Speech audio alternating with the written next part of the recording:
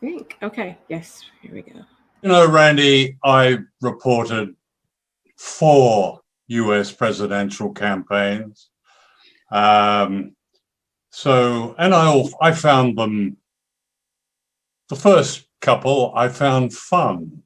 It was like reporting some wonderful circus. I'm now exhausted. It's like a tsunami every 4 years. Those of us outside the United States, we don't even have a mail-in vote, so we can't influence the thing. But so my reaction is, I'm just glad it's over, or appears to be over. But there's only one result, and that is we've all got another US president. Yep. That's all we need to say. Doesn't matter what the name is. Apparently his name is Joe. Good guy, Joe. That's a friendly name. Good guy, Joe. It was Donald. That was a friendly name.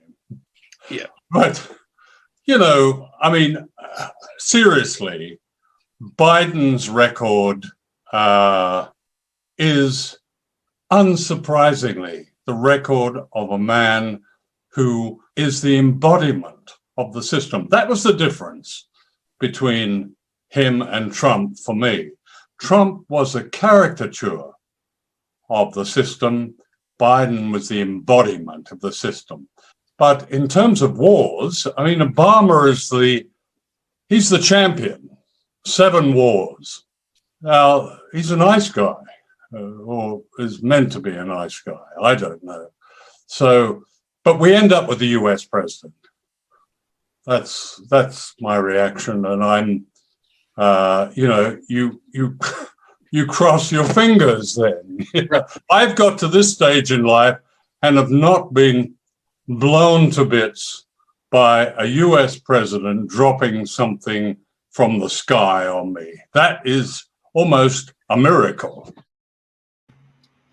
So the late, great John Pilger, that's a clip from the show I worked on for a couple of years, Randy Credico's Assange Countdown to Freedom. And I thought with everything that's going on in the world, and we've got a great panel here of libertarians, I figured kind of an anti-war then was a good way to go. And I was actually looking for a clip of Colleen Rowley, which I'll play another time. And she's talking about an article she wrote, The Recipe Concocted for Perpetual War. And then I stumbled across that. So I thought it's a little bit of humor from Pilger. He was really funny. But I truly believe that if we had, as required in learning in our schools, we had Pilger documentaries and Stephen Kinzer books, required reading, it would be a different country and a different world. So I'll toss it to you, Matt, and let you go around and we can let everyone introduce. Thanks, Kelly, and thanks everyone for joining us. This is our 20th? 20th, yep. Our 20th edition, so a bit of a milestone for candidates for Assange for this year. Thanks everyone for watching and welcome to you all. If we could just, go around and just introduce yourselves a bit about who you are, why you're running, where you're running, and of course, why you want a program called Candidates for Assange. So John, you're in the box directly above me. So please let us know a bit about yourself. All right. Well, I am John Thomas. I am the Libertarian candidate for the United States Senate in the state of Pennsylvania. I am pretty much a lifelong Pennsylvania. I was born here in Pennsylvania. I did spend up until like I was 11 or 12 years old. I lived just across the border in Maryland. But since then, I've been in Pennsylvania, unlike another candidate who's running. But I just love liberty. I love talking about liberty. I am a career educator. And what I see the role of a libertarian candidate for a statewide office or federal office as is really a position for education, to educate people about how liberty rather than tyranny is the answer for a lot of what society faces. I really want to push a message of how liberty can help bring peace, not only peace on an international level, which is the topic of the show today, but even peace on a neighborhood level. A lot of times, a lot of the anger and vitriol we experience in our country is because neighbors want to lord the government over their other neighbors, and that just leads to a lot of ill feeling and a less peaceful interactions than what we have. So peace on an international level, peace on a local level can be brought about through liberty and more prosperity as well, because whenever we're not expending resources bombing people in 40 different countries throughout the world, we can have those resources, maintain those resources here at home, and that helps to bring prosperity to places like Pennsylvania. Great, thanks, John. And that's a really first of all, we've got an all libertarian panel tonight, I think. But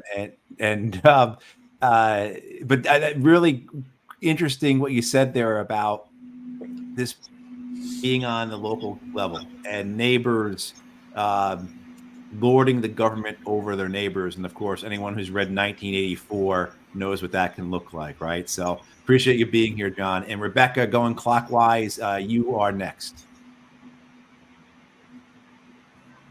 Oh, you're still muted. Technology. Yep. My name's Rebecca Whiting. I'm running for U.S. Senate in Minnesota.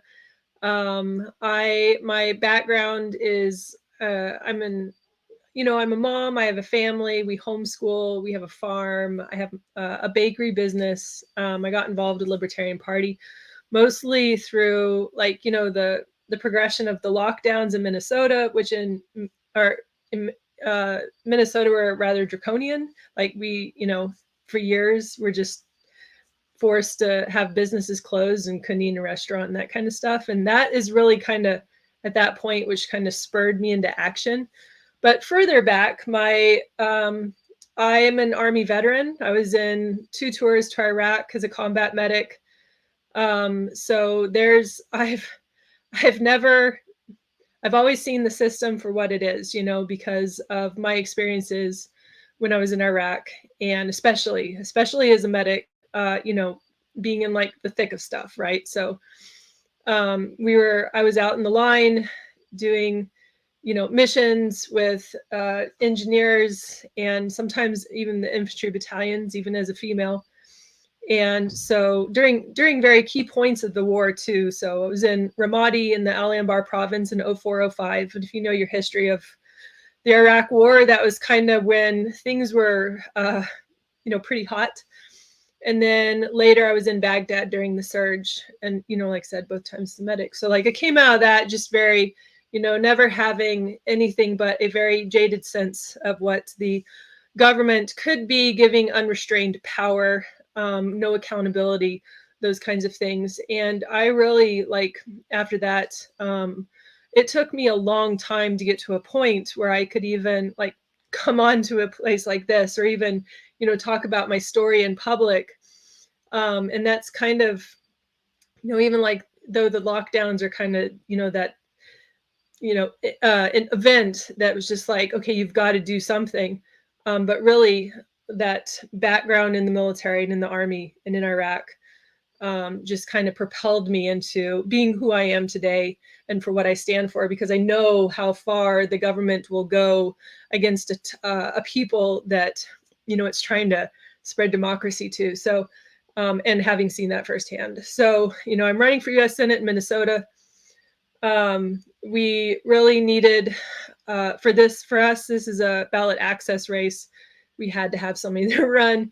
And because of my military background, I got approached to be the candidate for this year. So I'm running against Amy Klobuchar, who's kind of, a big name in politics.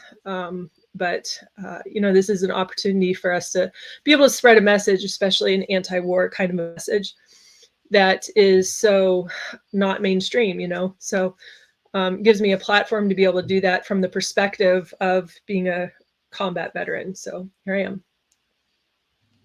Great. Well, thank you for joining us, Rebecca. And yes, certainly, where you were in Iraq, if people are not familiar, Ramadi and Baghdad during those years, both those places, really incredibly difficult. I was fortunate never to have to be in either of those cities. But what you said, just to pick up on what you said, to tie this into what we're doing here, right? Where you said you saw the system for what it is. And I think any of us who were in those wars, we saw the beast up close. And then you get this point of either joining the beast and becoming the beast, or keeping yourself separated from it. And, this idea of what we're talking about here, First and Fourth Amendment being paramount for us, is because if we can't tell our stories, if people aren't free to read and to hear these stories, to learn about these stories, then we're truly under a tyranny. So thank you for joining us, and thank you for running. And Mike Coles is a veteran of this show a few times. Just in case we forget to tell you all, you all are welcome back as often as you'd like to come back on. And Mike has been very gracious and has joined us a few times. So Mike, welcome back. Thank you. You probably can do it for me now. It's we the people. Smaller government. The government doesn't need to be in our life, and our government does not need to be in the business of other nations. So it's really that simple. Okay. Thanks, Mike. And Fina, thank you for joining us from Florida. Yes. Hello. My name is Fina Benoan. I am running for U.S. Senate as a Libertarian here in the great state of Florida. This is my third run for office. It's my first run in the state of Florida. My first two races were in Hawaii, the first one being in 2020 during the great lockdowns in the most oppressive state in the country, the great state of Hawaii, right? And I got involved as, I feel like my story's already been told in a combination of ways between the other guests. I was in the military as well. And, I knew the system was kind of messed up, even though before I joined the military, because I grew up poor. And usually for people as poor as I was, the only way to get out of that systematic poverty is to join the military. And that's what I did. And I don't regret it. I'm not going to apologize for my service in the military. I did what I had to do. I'm out now, and I'm trying to serve my country again. I'm running on more freedom, less government. That's the main issue. Everything else underneath, however it happens, if I get elected, is all great, all wonderful. I'm running against one of the most disliked people in Washington, who I'm going to just let you guys do the research. I'm not going to spend my time bad-mouthing him. So I am very anti-taxes. And probably the reason why I'm on here is you guys asked me to be on here. And part of that is about the free speech. Part of that's about the libertarian ideas of upholding the Constitution. And that's not just a libertarian idea. That's an oath that a lot of us that's on this show right now took to defend and uphold the Constitution of the United States of America. And I don't know about you guys, but I didn't renounce that oath. And so every time I go through the TSA, I feel like I am absolutely being searched unwarranted. Like, I think it's absolutely an atrocity that we have. Well, not quite atrocity. I mean, we're veterans of wars here. But I think that it's a smack in the face of everything that we fought for, that we would have to pay, that we can pay them and the TSA a little fee to keep our shoes on. And I just think that's wrong. I think that this there's a lot of illegal surveillance that's been going on that we've known about, and folks that have been talking about it for decades that's been happening. All they've gotten is, ridicule. And we are now waking up thanks to people like Julian Assange Edward Snowden. We are waking up to the reality that this was always happening. This was always something that's been happening our entire lifetime. Everyone that's in this call, probably their entire lifetime, we've been surveillanced. And that's wrong. It is against the U.S. Constitution. Thank you, Peter. I'm one of those who pay that fee, right, to get through TSA, quicker, right? And so happily willing to give up my rights for convenience. And we've got in the 20 episodes we've done, we've hit on this sometimes about how we can be manipulated into giving up not just what's granted to us as natural rights, right? These things that the government doesn't give it to us. The government doesn't give us free speech. The government doesn't give us privacy or right. Now it's to the point where only poor people have to take off their shoes. Right, exactly. Only poor people that are going to get groped. So you now have it, right? We've talked about this before, and we'll get into this tonight, maybe, this idea of having a tiered system. Some citizens are better than the others, as well as the idea that you can sell rights for profit. So we can get this idea of this connection, this nexus between the corporations and the government. But Kelly, I'll let you take it back over. Oh, you're muted. Sorry. I just wanted to say, to bring it back to WikiLeaks for a minute. I'm not a veteran, and I'm someone that I freely admit I was really clueless about foreign policy. I'm college educated, and I did not learn all of this stuff until way into my adult years. And I think that we have had, like I mentioned at the top, and Colleen Rowley wrote about, we've had this recipe for perpetual war because people are in the dark and don't know. And there's been such a keeping the truth about wars under wraps. And so without WikiLeaks, I think a lot of us would not have ever learned that. Yeah, and that push for truth is so important, especially I think in this era, whenever we hear a lot of talk about misinformation and disinformation, and them wanting to regulate that, what the government defines as misinformation and disinformation. What we saw in Iraq with Chelsea Manning and Julian Assange is the government suppressing what everybody knew was the truth. So it has nothing to do with misinformation or disinformation or the truthfulness of something. It's the government wants to suppress anything that makes them look bad, regardless of the truthfulness of it. So anytime we give them the power to regulate anything that we say, we're giving them the power to suppress that truth. Exactly. And I think, obviously libertarians have been kind of ahead of the game on this, right? But I think other people are now waking up to this as well. We have Greens and libertarians on here, but I think more and more Greens and independents are realizing that, what is really happening with the surveillance and attacks on our free speech. So I wanted to get into a bit, I always think about why, what is it what's driving wars? We kind of know, you guys all know, we're not just spreading democracy, right? And there's so much of it is for profit. And I caught this really great interview. It's Vital Dissent, Pat McFarland's podcast with Kelly Vlahos. Am I pronouncing that correctly? Yeah.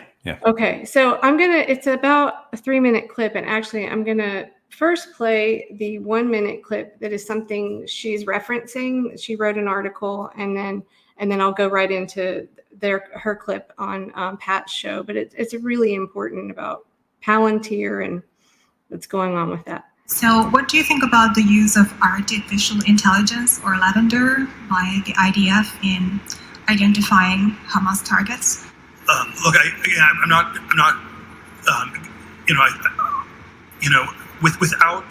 without going into all the I'm not on top of all the details of what's going on in Israel, because my bias is to defer to Israel. It's not for us to second guess everything, and I believe that broadly the IDF gets to decide what it wants to do, and that they're broadly in the right. And that's sort of the perspective I come back to. And if I fall into the trap of arguing you on every detailed point, I would actually be conceding the broader issue that the Middle East should be micromanaged from Cambridge. And I think that's just simply absurd. And so I'm not going to concede that point. And John, before I go into this next one, yeah, I saw you shaking your head, and we've gotten into this on the last couple of shows. I think ever since Netanyahu was here and spoke in front of Congress and all the protests, just what is going on with, we're all waking up to this now, exactly how much money the AIPAC lobby is, using to interfere with our elections. But it gets even better. Here the question was from a woman in the audience who asked him point blank how he felt about Israel using AI technology in its war in Gaza. And a lot of civilians were killed because, hey, they're with their families in their home, and many with extended families. So this woman in the audience was clearly asking about this because Peter Thiel was a co-founder of Palantir, which provides massive data streams to AI platforms for surveillance and targeting, just like the one I just described in Israel. Now, do we know that Palantir is supplying streams and the technology for the Lavender program? We don't know for sure, but we know that they have contracts with Israel to advance, quote unquote, their war effort. We know that because they told us back in January. So we're looking at Peter Thiel here, very uncomfortable. He's speaking to the Cambridge Union. He gets asked about AI technology killing civilians on the battlefield, and he doesn't know how to respond. Why? Because we know that Israel is a client of Peter Thiel's Palantir. We know that Peter Thiel and his co-worker or colleague, Alex Karp, have boasted about their assisting Israel in their war effort. Not only have they boasted in assisting, but they have basically said that Israel is in the right in what it's doing in Gaza. And he even said this as he stumbled and he bumbled and stuttered in trying to answer this question. He said, not only does he defer to Israel on these questions, but also that the IDF is in the right. That's an exact quote. So I felt the need to write about this, not just because of the optics that, you have somebody clearly feels uncomfortable, doesn't know how to answer a straightforward question about how his technology that he's been promoting for close to like 20 years when it comes to like the surveillance and the targeting and the data streams elements, doesn't know how to even speak for them when they're actually being used in this way. But also this idea that this guy who has been lumped in with the America First foreign policy crowd at times is saying that he defers to another country. He defers to Israel. And so I felt the need to write about this because it really does reflect this creepy reality that we have now, in which American defense contractors, major ones like Palantir, which have numerous contracts with the U.S. government, the U.S. military, and spy agencies, are deferring to other countries because their business goes across boundaries and into other countries, and now they're actually promoting other countries' war effort. There is no fealty to their own country on one hand, and there's a big fealty to on the other. And so I think this should be a major concern for anyone who is trying to promote some sort of policy of peace or restraint or realism back here in our own country. So I'm going to toss it to you guys. What do you think?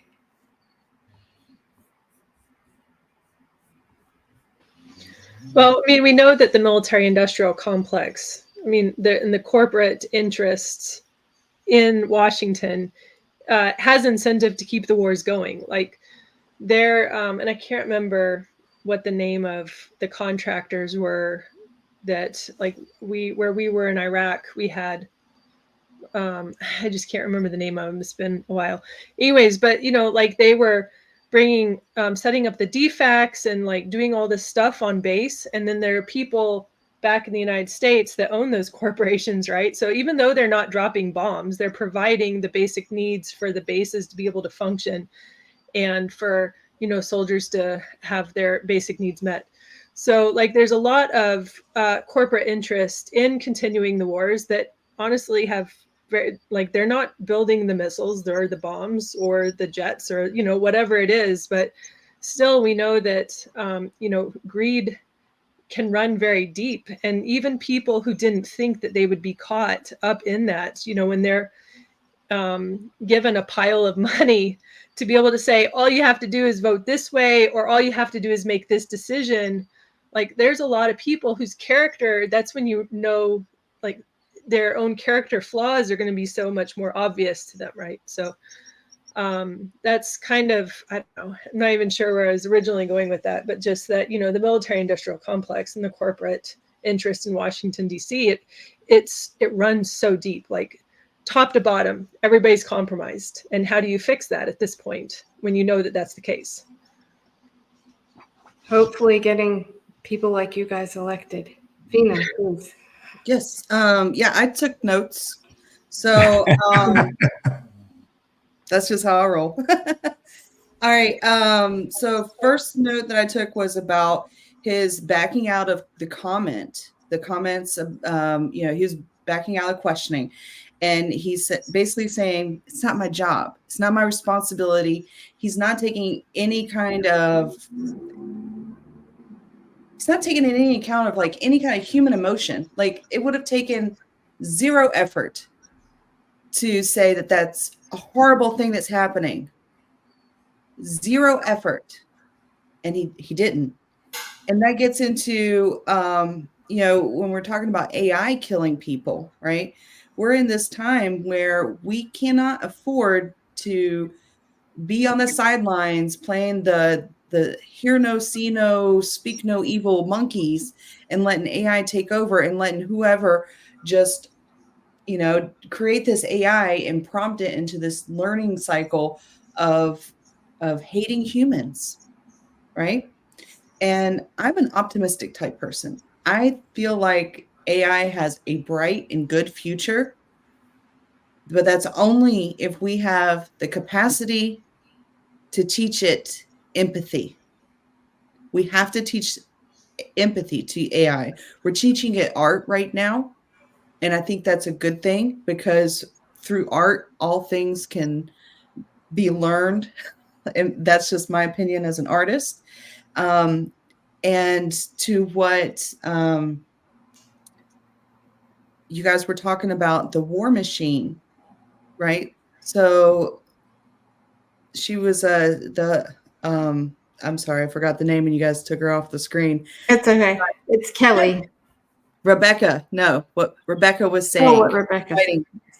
What she was saying about the war machine. She was naming off some corporations where she's talking about Raytheon. She's talking about Lockheed Martin. She's talking about General Dynamics. I've worked for them. And here's the thing. Those are all jobs. Making warheads, making rockets are jobs. And I'm in the great state of Florida right now.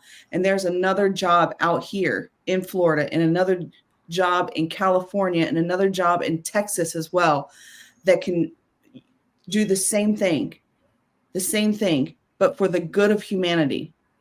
And that's building rockets to go to outer space instead of building rockets with warheads to send to foreign countries. We've got to redirect the mission and turn it outwards towards something productive because we've had a moral obligation from the moment we knew of our sun's expiration.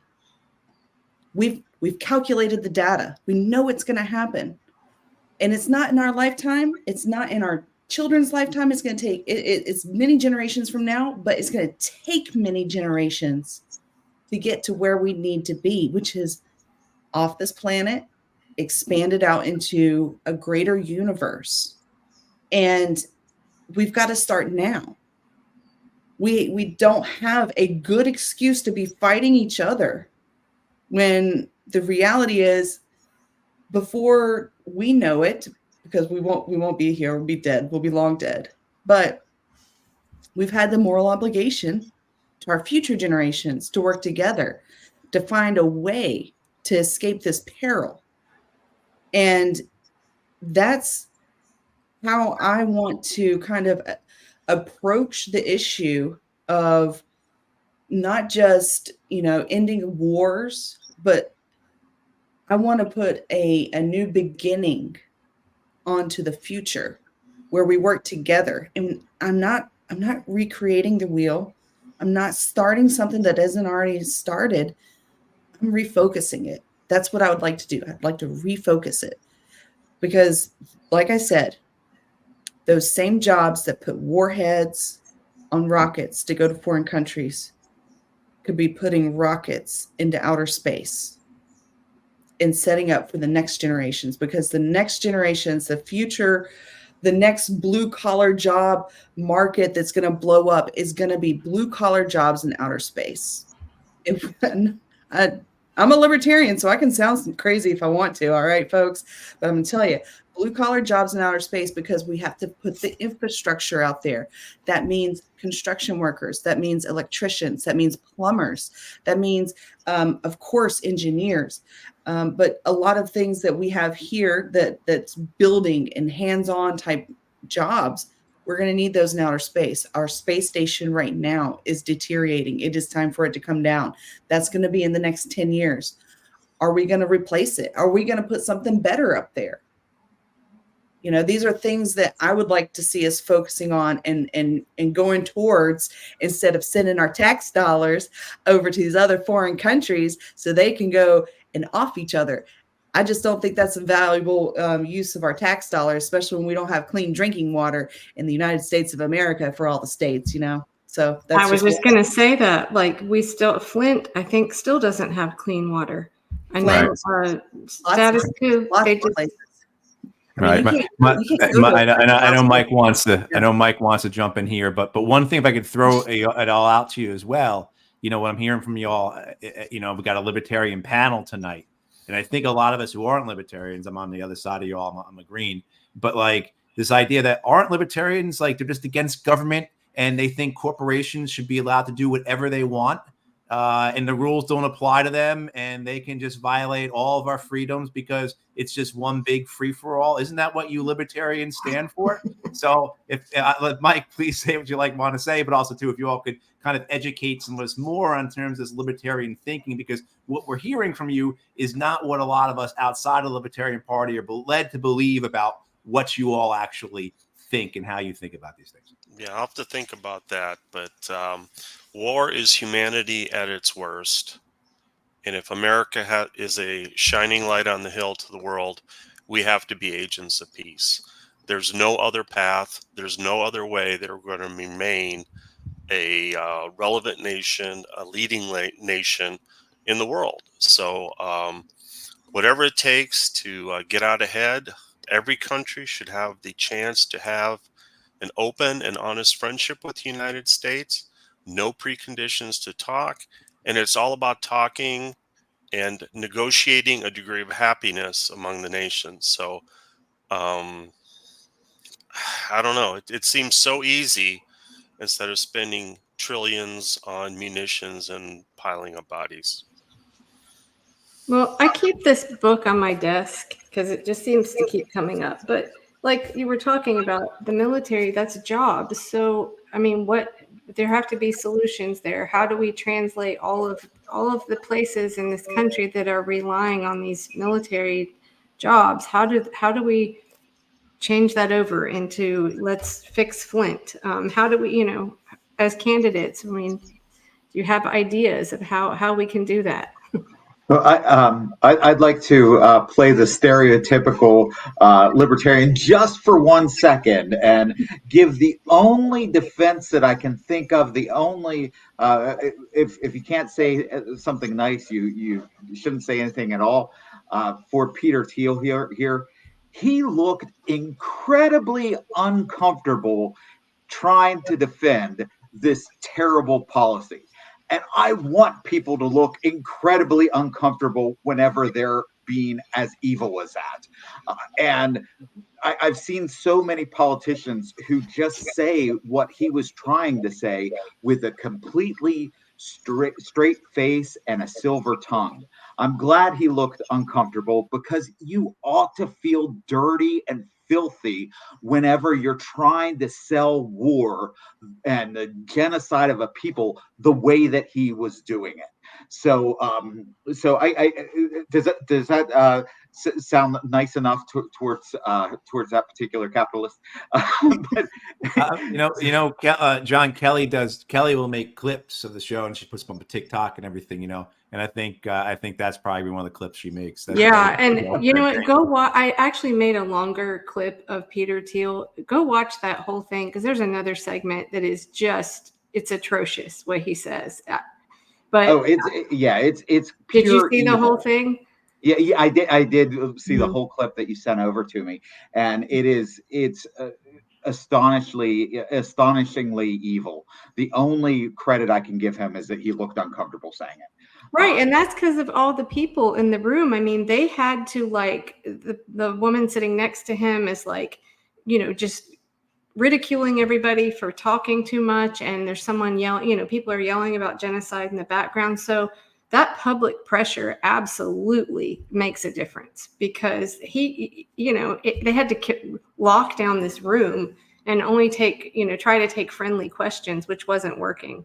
So that is good to see, for sure. Yeah, and as far as the corporation question in general, I think that without the government propping up certain corporations, certainly the military corporations, we would see a lot.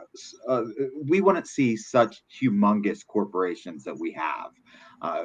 The free market would allow more competition. A lot of the regulation that exists isn't regulations that hinder corporations, but they're regulations that corporations support because it hinders their competition.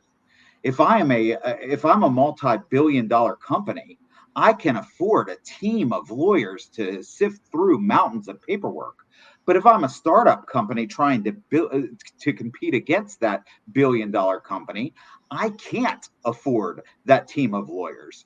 So what happens is regulatory capture, where insiders in that industry, inside the major corporations in the industry, take over the regulatory agencies of the government, and then get in there and protect the established industry at the expense of up and coming industries. So as libertarians, yes, we're for limited government, but that doesn't mean that we're for unlimited power for industries. Tag me in, John. I got your backup. I got your backup. Okay, let me tell you this right now, Matthew. I want to say this. You said that we may not be sounding as libertarian as you thought we were going to be sounding. That's because we're strategic and we think about things, and we change with the environment. When I say we change with the environment, I'm going to lead up to the environment with what Matthew was talking about, or excuse me, John was talking about. The greatest example of the government overreach over what the people in the market want is plastic, which goes back to war too. Why is it that a packet of ketchup made out of plastic, made out of this material that is so, it lasts forever and it can be used for so many purposes? Why is it so cheap? Everything else that would be of that quality is expensive, but plastics are cheap and they're made. Plastic is made out of oil. Oil is another expensive substance as well.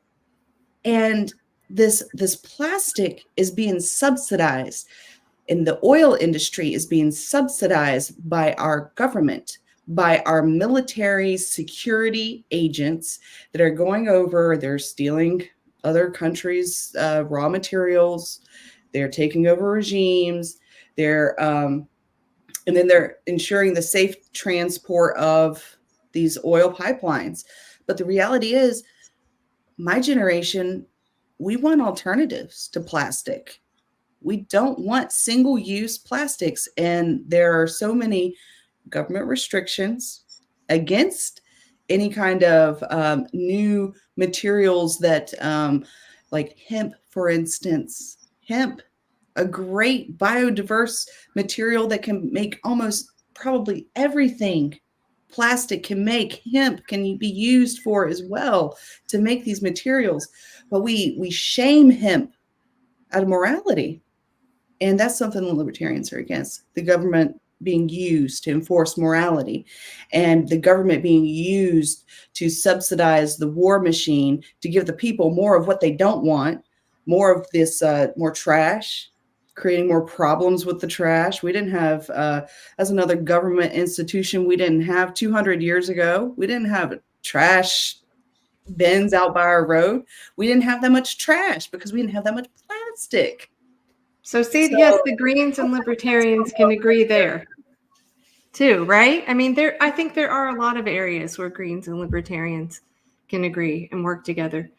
Definitely more than the D and R, right? Amen. Go ahead, Mike. Yeah, John, thank you so much for talking about the regulation where the industries that are being targeted are the ones that actually write the regulations. So definitely we need to get rid of all the regulations. We need to get rid of all the corporate law. We need to make company officials and companies accountable for the damage they create instead of taking the liability away with limited liability. So yeah, there's a lot of simple things that we can do to turn the tide and have it be we the people, smaller government, and responsible business, because they're going to be held accountable. Well, first we have to, like you were saying, Rebecca, you're dealing with a ballot access issue. Yep. There, I mean, that's such a huge obstacle for all of you on both the Green and Libertarian side. I know I think it's Wisconsin, Green Party's having another problem. You know, Chester Todd's campaign, I believe. So that's a constant battle. Do you want to tell a little bit about what's happening there? I know also Mike is having an issue with that. Yeah. So in Minnesota, in spring of 23, and the Democrats in Minnesota are called the Democrat Farmer Labor Party. So we call them the DFL because a while back they combined with other political parties and became kind of this conglomerate. So the DFL has the majority in all areas of government in Minnesota. That's just, the governor is a Democrat. Well, now he's running for vice president. And the House and the Senate, they have essentially, like, the judicial branch in Minnesota has all been judges that have been appointed by former Democrat governors. So from top down, everybody is, part of this club. And the Republicans, they don't really have a lot of power in the state. I mean, there's a few pockets where Republicans are voted in, mostly in the rural areas. But the city is just so, compact and has so many people. There's such a great population density that the cities speak for the rest of us. And so that's kind of our, like the basis of our situation. So in 23, the Democrats had, again, swept everything. And they had this list of things that they were trying to accomplish during the legislative session. One of those things was to redo the laws for ballot access. And in Minnesota, we don't have, it was already like, if you got 1% or more of the vote, you were a minor party, to be able to be major party was 5%. But the only way that you could get ballot access was to be a major party and get that 5%. Minnesota also has a very rich history of small parties that don't really, like, they're kind of just, unique to Minnesota. And so we had 2 marijuana parties in Minnesota, and both of those had run statewide races and gotten more than 5% of the vote. And so they were considered a major party and didn't have to do the petitioning and that kind of stuff to be able to get on the ballot. So the Democrats, while they had their trifecta, decided that they were going to increase the major parties percentage from 5%. And originally they were going to increase it from 5% to 10%. And they were gracious enough not to go all the way up to 10% and just cap it out at 8% at the moment. But what that ended up doing was taking all the parties that had gained major party status when the law was at 5%, and it proactively took that away and made them minor parties, even though they had gotten major party status. And so we have been, ballot access laws in Minnesota. It comes down to we're forced to run a statewide race to be able to maintain our political party status and be recognized in the party or in the state. But we have to do petitioning to get on the ballot. And the petitioning really isn't, it's not that many signatures. It's 2,000 per statewide race. But we only have 2 weeks to do it. So the window to be able to get all of those signatures is kind of small. And then it's always over Memorial Day weekend, which also just happens to coincide every 2 years with the National Libertarian National Convention. And so we are always in this predicament where we have to decide, we have a certain amount of delegates we could send to national, but we really need our people to stay behind and work on petitioning so that we can get on the ballot. And that sounds on purpose. Anyways, it's what it is. But when you only have this 2-week window to be able to get all those signatures for, to be able to have your candidate on the ballot, you really have to decide which races you're going to run. And when you're forced to run a statewide race, that has to be a priority. And so even though this year we had people that were like, hey, we'll run for this seat and this seat and this seat. But I was, as our executive committee was just we don't,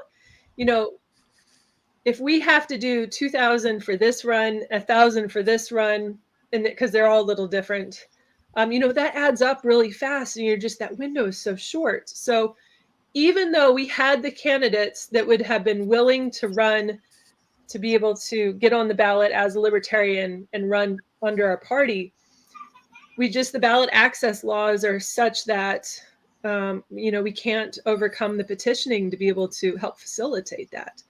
And here's the thing is that in Minnesota, like I said, the Democrats have the trifecta, right?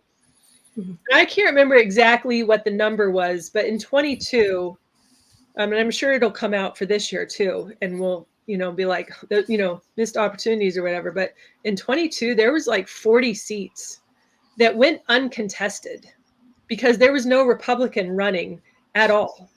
And we could have found somebody to run in those seats, but you don't know in advance if there's just not going to be a Republican. So all those Democrats that are running for those seats all the way across the state had no competition on the ballot whatsoever. And I noticed that a lot of times when I was searching for candidates on Ballotpedia, it was amazing. There were so many races. There was no contest. I don't know. I mean, I know it takes a lot to run. I haven't done it. Matt's done it. So I know it's a lot to do. But does anybody keep up with independent voter news? I think they're really great. That's where I usually go to for all this kind of information on ballot access and stuff. Yeah, they are. And Mike, go ahead, Mike. Yeah, I was going to add to the ballot access ploy that the dominant parties are using. I was with the Libertarian Party starting 2012, and that was the rallying cry. We have to meet so many % of the vote to stay on the ballot. Well, they upped the game in 2020. There's a filing fee now for any office seeker in the state of Texas. And for the U.S. House of Representatives, the filing fee, just to file the paperwork, is $3,125.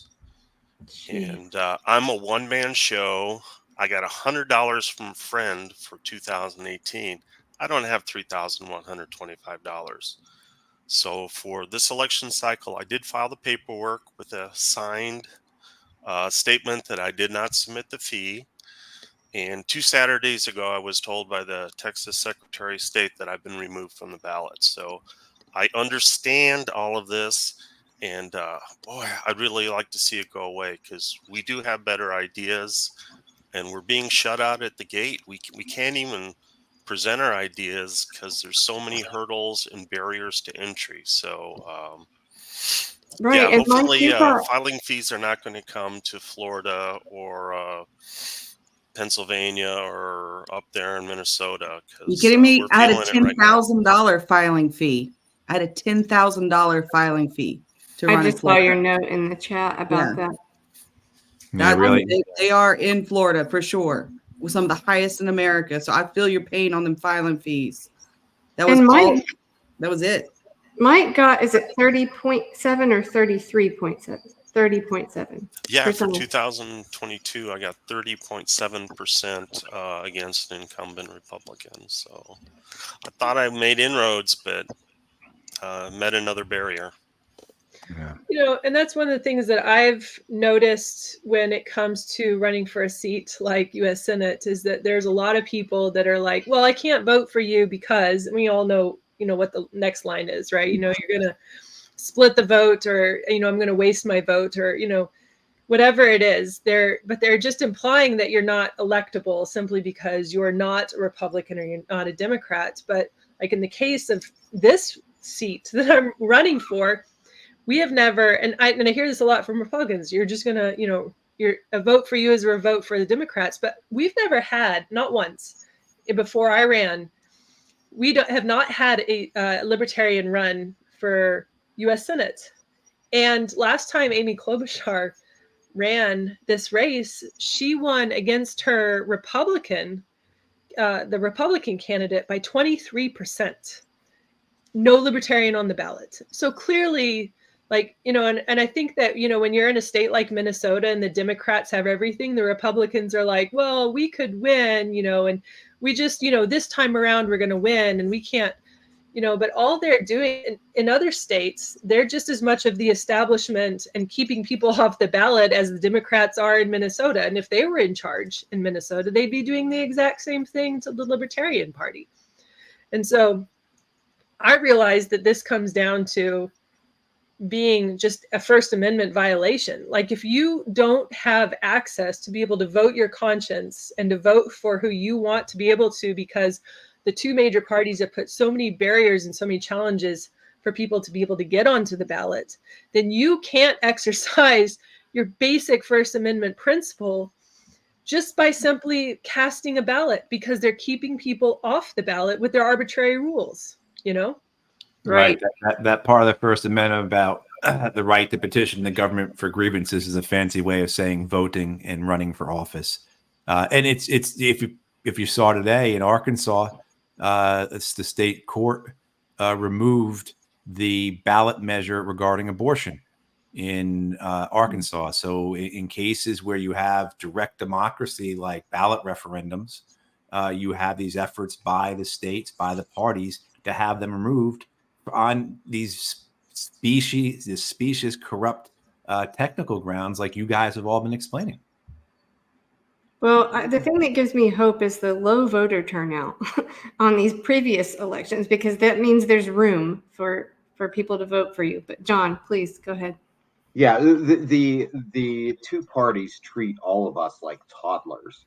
I have a granddaughter who's 3 years old, and one of the things that you do with a 3-year-old is you don't ask her if she wants vegetables. You ask her whether she wants green beans or broccoli, and you frame the choice in two things that she really doesn't want, but you give her the illusion of choice, and that makes things far more peaceful. And that's what they do with the Democrats and Republicans. They give us an illusion of choice, but you better choose one of these two. You can't choose anything else. But I like to point out that it doesn't take a victory for a third party to make a difference. And I always go back to 1992 when Ross Perot was running. And Ross Perot was really running on one issue, and that was balancing the federal budget. We just had 12 years of Republicans, quote, small government Republicans. And all that happened during those 12 years is the budget deficit kept growing. So Ross Perot was running on an idea that they said was crazy. You can't balance a federal budget. Well, he got 19% of the vote. He lost. That was the end of the story, you would think, but it wasn't. 2 years later, the Republicans put a balanced budget into their contract with America. And 2 years after that, Bill Clinton, a Democrat, signed a balanced budget into law. The reason both parties started to take a balanced budget seriously is because 19% of voters had the courage to, quote, throw away their vote and to change history. That's what voting third party has the potential to do. It has the potential to do nothing less than to change history. And I think with Greens and Libertarians, because Libertarians, let's be honest, are more attractive to people on the right in general, and Greens are more attractive to people on the left in general. And the people on the right are afraid to vote for Libertarians because they're afraid that that's going to steal votes from the Republicans, and people on the left are afraid to vote Green because that's going to steal votes away from the Democrats. But if both sides realize that we both have an alternative, we have anti-war people available on both sides, then you're going to feel a little bit less worried about stealing that vote, because the people on the right who are voting Libertarian, they know that there's somebody on the left in the Green Party who's voting Green. So that gives people a little bit more freedom, a little bit more comfort to vote third party. And if the Greens achieve 5% of the vote or more, and the Libertarians achieve 5% of the vote or more, then the Greens are going to pull the Democrats more in an anti-war direction, and the Libertarians are going to pull the Republicans in more of an anti-war direction. And that's, I mean, I would love to see a green or a Libertarian win, or an independent, anything, rather than the two parties. But short of that, I would love to see both parties move in more of a anti-war direction. Absolutely. And that's a great way. So I wanted, before we wrap up, we'll go around and you can tell everybody how to find you. I have been wanting to share this for a while, and I've got some slides up. So this guy, hold on. Okay. His name is Roger Asai. I think I'm pronouncing that correctly. He's someone that when I worked on Randy Credico's show, Assange Countdown to Freedom, he would send kind of goodie bags and little things, and he would always put this flyer in. So he did this. It's called the Remembrance Rug. And you can read right here, an expression of unconditional empathy for the families and friends of those killed by Operation Iraqi Freedom and elsewhere. And then let's see, here's the second one. So this rug, he started doing this December, 2003, sorry. And I'll show some pictures of it in just a second, but so like, yeah, each section is like 30 and 20 and 42 feet long, and all the different colors. Let's see, like the next one here. Oh, wait, maybe it said that. Anyway, the colors represent different branches of the military, and then there are other colors of yarn that represent just civilian casualties. But so here, I don't know if you can see this very well, but this is on the steps of this Lynn County courthouse. I'm not exactly sure where this is, but anyway, yeah, here's the email, rr.project@yahoo.com if you want to learn more about it. But here, let's see, here's this rug. I just thought it was the most amazing thing that this guy has done. And he just kind of circulates donations around to different independent media that and other activist groups and things that he sees are doing good things. And here he is, like, working on this for years and years and years. And I think it's just really amazing. And I've been wanting to share it, and I finally got my slides together here. But just, I think, for all the bad and all the devastation that there is right now going on, we need to recognize people that are trying really hard to make things better and do good things. So with that, Matt, I'll toss it back to you. Okay, yeah, and if we just go around, and if you all just want to just remind us of who you are and where people can find you and follow you and support you. And Fina, please. Hello, my name is Fina Benoit. I am running for U.S. Senate for Florida.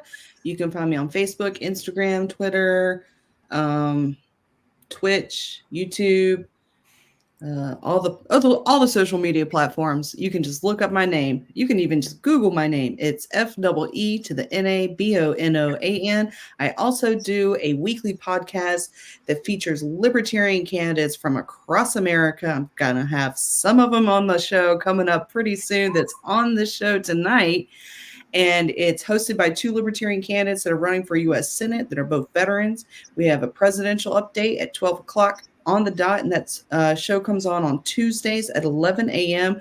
It's streamed on all the platforms I mentioned earlier already. So please give that a check out. And my website is finabenoan.com or finaforus.com. And if you like this shirt, you like the mug I've been drinking, they're for sale on those websites, along with a lot of other great merchandise. And good luck to all those folks out there that are running your race. Run hard, run fast, and win. Fina, what's the name of the podcast? It's called Campaign Update. It's not a podcast, just a campaign update. Okay. Not another libertarian podcast. It's just campaign update. Got it. Okay, thank you. And John. But we need more libertarian podcasts, Fina. That's what everyone says. We need more. Like, you never meet a libertarian who has a podcast. My podcast, by the way, is the Prosperity Report. You can find that on Spotify. Probably my name's a lot easier to spell than Fina's name, but it is a lot more common than her name. So if you Google my name, you're probably going to get, well, let's just say that my name is slang for a part of the male anatomy in the UK. So you don't want to just Google my name. You can go to votejohnthomas.com, though, and that will give you a lot of information about me. All right. Thank you, John. Thank you, John. And Rebecca. So you can find me on Facebook, Rebecca Whiting for U.S. Senate, or my website is Whiting4, that's the number 4, senate.us. And yeah, thank you for having me on this evening. This was good. Terrific. And Mike. Oh, you're muted, Mike. Thank you. Mike Coles, I was running North Texas, the Panhandle along the Red River. My positions are still valid. They're still better than the stale garbage that two dominant parties are dealing. Check it out. Hopefully something's going to interest you. Mike, is there a way anyone can help you at this point in terms of getting back on the ballot? It's only a couple months. I don't see a way forward right now. We'll just have to figure out what 2026 looks like. Okay. Good. Well, Good. I am disappointed that this is what's occurred, but yeah. But hey, thank you all for joining us, and thank everyone for watching. And Kelly? Yeah. All right. Thank you, everybody. And Mike, yeah, we hope you run again. And I mean, we just got to keep fighting. And you're more than welcome to come back whenever you like as well. Yes, please do. That, yeah. We got to get people upset that there is ballot access rules and there are filing fees, and it's not fair. The big dominant money party machines can do it. Us mom and pop shops can't. And then those fees in Texas actually go to the publicly funded primaries, and we're privately funded conventions. So not only do we get slapped on the wrist, but then we have to hand that money over to the two dominant parties. So a second injury is part of the process. Wow. All right. Well, I'm inspired by all of you. So thank you for running and thank you for coming. Yeah, thank you for having us. We appreciate it. All right. Good luck, y'all. Good night.